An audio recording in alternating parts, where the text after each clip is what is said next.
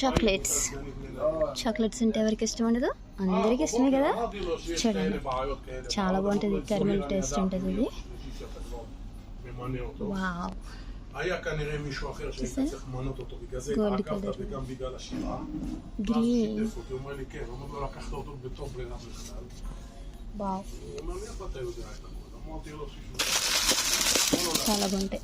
והיום יש הדרכה నేను తిన్నాను, చాలా బాగుంటాయి. ఇవి కూడా తిన్నాను,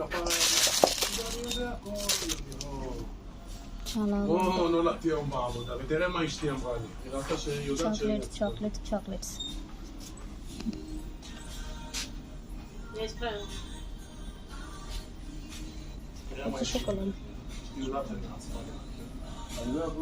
אשתי אומרת לי, הוא לא מקביל אליך, אתה מעליו, אחראי בכל סידורי העבודה, התפקיד שלך שונה במיוחד.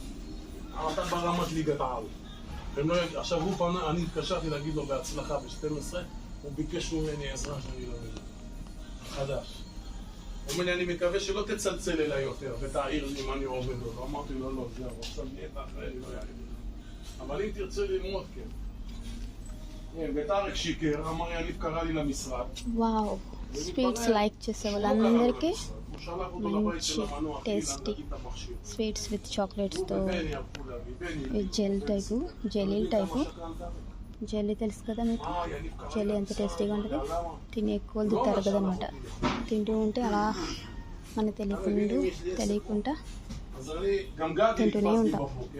הוא עכשיו הפסיק לעבוד בביתן, אז הוא רוצה שכל בוקר נעשה את האוטובוסים. אני היום רוצה להפסיק מזה. చాక్లెట్స్, జెల్లీ చాక్లెట్స్, వాళ్ళు עוד שאני స్ట్రాబెరీస్. אשב קבוע בחצי חינוך, וזה לא מעניין.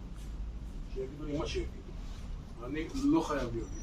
వావ్, אני לא חייב לעשות גם אוטובוסים. אם לא, אני אתקשר למישהו. చెరీస్. לא יכול להיות שגד יחפש לי, כל איזה משועמם, כל רגע ייפול עליי.